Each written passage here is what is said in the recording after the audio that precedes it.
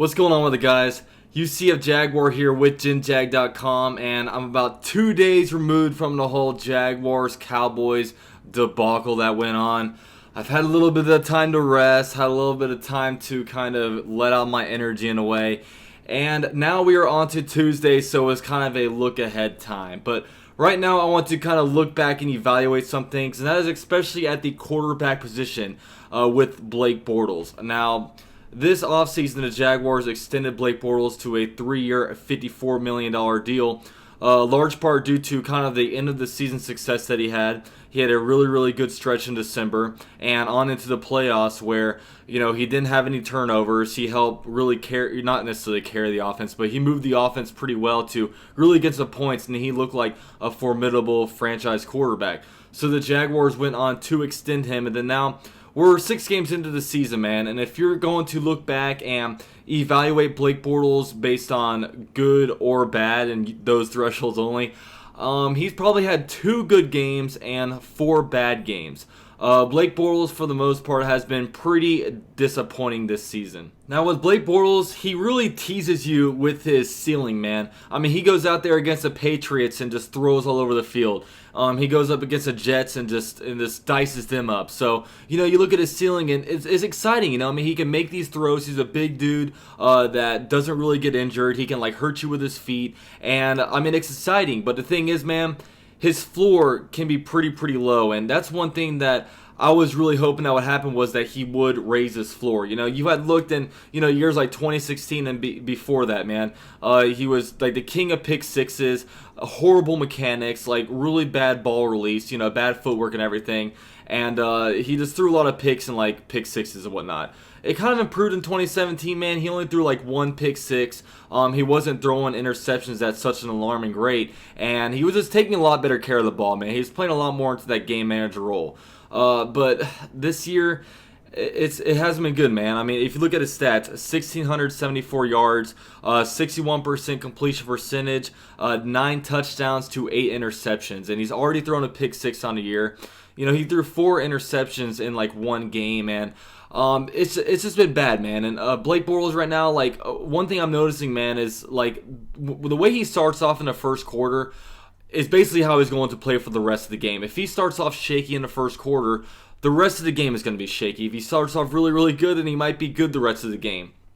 Now one thing I noticed about Blake Bortles, it all starts with his footwork. His footwork, when he's throwing these bad balls, it starts with his feet, man. You've got to be able to set your feet and fire the ball and stand in the pocket and whatnot. I'm noticing, especially with this Chiefs game, especially with this Cowboys game, I'm noticing that when he gets hit early, when he gets pressured early, his mental clock starts to go off, and then he starts to kind of leave the pocket early. He starts to get a little more worried about kind of the pressure around him. He sees jerseys flashing, so he feels the need to kind of step up and do different things. And when he feels pressured, his footwork is off, and that's what's going to hurt his delivery. I'm not all worried about really the windy kind of throwing motion, just because you have quarterbacks out there like Carson Wentz, Alex Smith, Sam Darnold. These guys kind of have the same kind of hitch in their throw, but the difference is footwork. He's got to get his footwork better. But when you look at the Bortles deal, man, they signed him. When they signed him, it was a 3-year, $54 million deal. He's making $18 million a year. If you look at the NFL quarterbacks and compare their annual salaries to him, Blake Bortles is the 18th highest, paid quarterback when it comes to, money per year kind of thing. He's right there with Case Keenum and Ryan Tannehill. It's just, and when the Jaguars gave him this deal, I wasn't expecting him to be a top 5 guy, a Pro Bowl or anything. What I wanted out of a man is just to be a top 15 quarterback. That's one reason why I was kind of in favor of re-signing him, just because, hey man, he could have a pretty decent he could have pretty decent potential. He's just got to raise his floor and whatnot. And really, the Jaguars, that they kind of played around them, play great defense, have a great running game and everything, and just not force the whole game on his shoulders, we can be pretty good. And that's honestly one thing that has really, really hurt us. Now, I have people out here basically saying oh, we need to get rid of Blake Bortles. Oh, we need to look at the free agency market. This thing, guys, here's the deal, man. We have 2 quarterbacks, I think, that possibilities to start. Obviously, Blake Bortles and Cody Kessler. And we're not going to, like, in my honest opinion, I'd be absolutely shocked if we're going to go out there and trade for a quarterback. I look like a lot of people are throwing out there like Tyrod Taylor. Look, Tyrod Taylor is basically Blake Bortles, man. They seem to be most effective with their feet. They're inconsistent.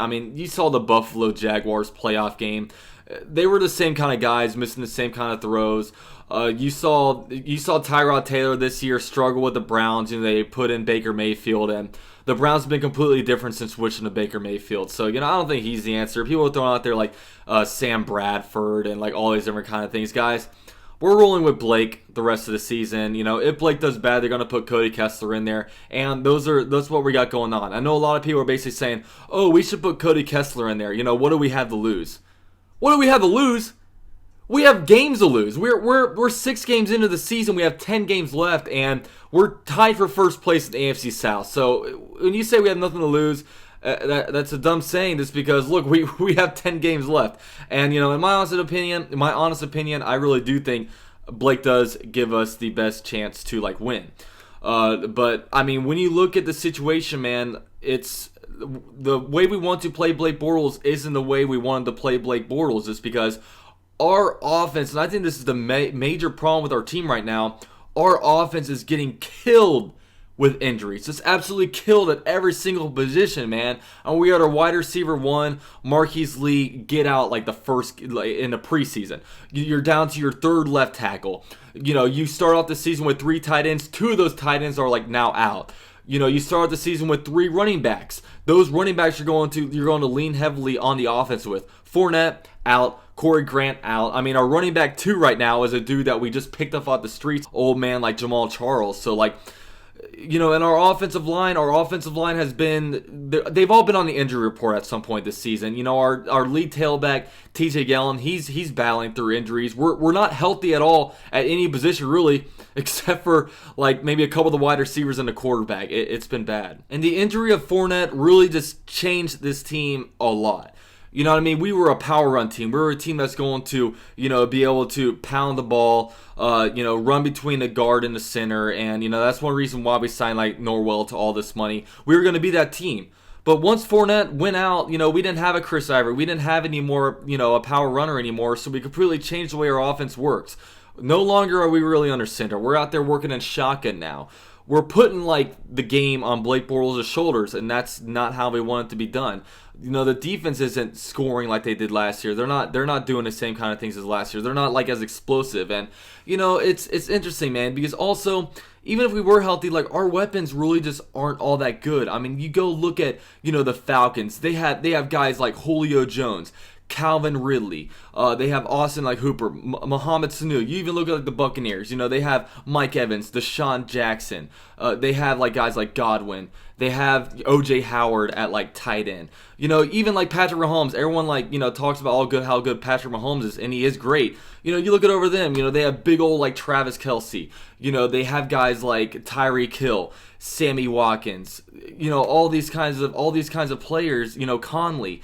They have all these players, and the Jaguars, our best weapons right now are D.D. Westbrook and Keelan Cole and everything. Those guys are much more complimentary guys.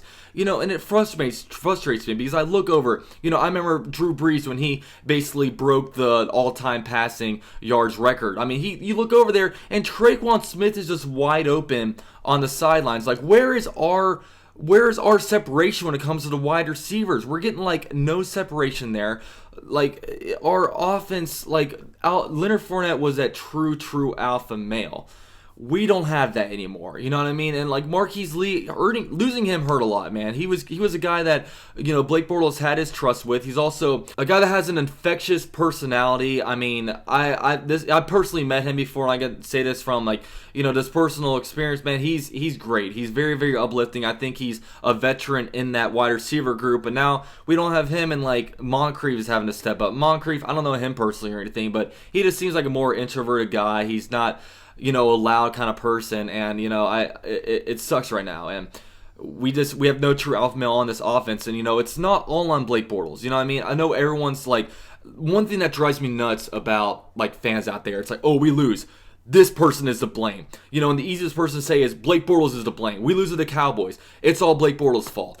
The Cowboys game wasn't at all Blake Bortles' fault. Look, we were down 24-0 at the end of the first half. Blake Bortles was 6 for 8 in that first half. He had like 2 sacks. Like one of those incompletions was to D.D. Westbrook, where he basically like dropped the ball that would have been like a first down. Really, it's all about. It's not even. I was saying on my recap video. Someone needs to make a play.